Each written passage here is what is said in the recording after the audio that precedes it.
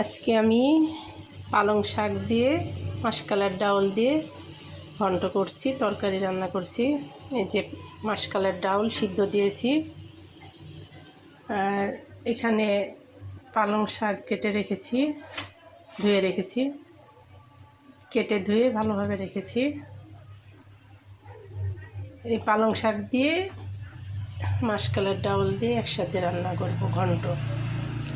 কুষ্টিয়ার লোক এগুলা খুব পছন্দ করে, এই তরকারিটা অনেকেই পছন্দ করে। শীতের দিনে এই তরকারিটা খুব খায় মানুষ, খুব ভালো লাগে, টেস্টি লাগে অনেক তরকারিটা। আগে ডাউলটা সিদ্ধ করতে দিয়েছি। এই যে সিদ্ধ হয়ে গেলে শাকটা দিয়ে দেব।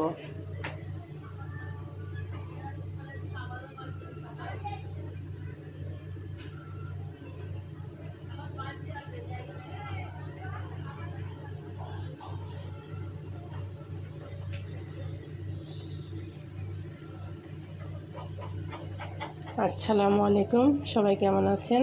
আশা করি সবাই ভালো আছেন। আমিও একটু মোটামুটি অসুস্থ, তারপরেও যতটুকু পারছি আর কি রান্না কোনো রকম করছি। অনেক অসুস্থ, সবাই দোয়া করবেন যেন তাড়াতাড়ি সুস্থ হয়ে যায়।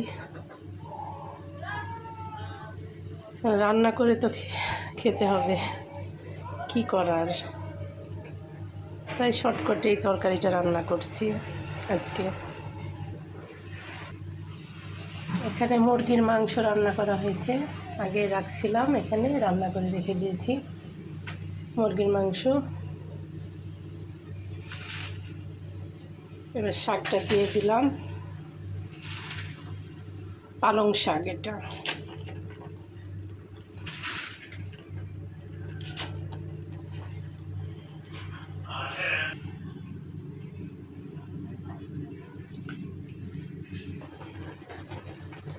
লবণ দিয়ে দিলাম,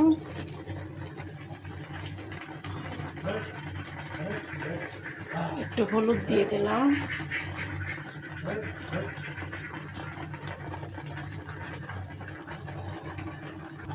একটু ধনিয়া গুঁড়া দিয়ে দিলাম, রসুন, পেঁয়াজ, কাঁচামরিচ দিয়ে দিছি। একসঙ্গে সবটা দিয়ে সিদ্ধ করে নেব। তারপরে সিদ্ধ হয়ে গেলে এটা ডাল ঘুটনি দিয়ে ঘুটতে হবে, তার তেল বাগার দেওয়া লাগবে।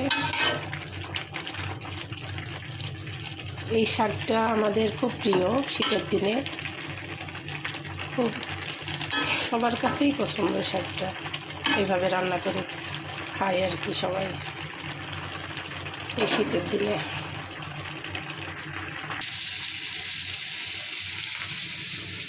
শাকে দেওয়ার জন্য তেলটা গরম করছি, রসুন পেঁয়াজ দিয়ে একসাথে। তেলটা লাল, পেঁয়াজ রসুনটা লাল হয়ে যাবে, তারপরে তেলে দিয়ে দেবো শাকটা।